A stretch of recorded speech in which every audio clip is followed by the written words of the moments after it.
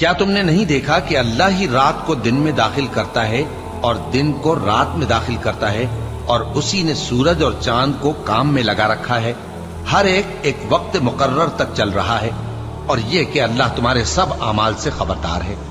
یہ اس لیے کہ اللہ کی ذات ہی برحق ہے، اور جس کو یہ لوگ اللہ کے سوا پکارتے ہیں وہ سب باطل ہے، اور یہ کہ اللہ ہی عالی رتبہ ہے،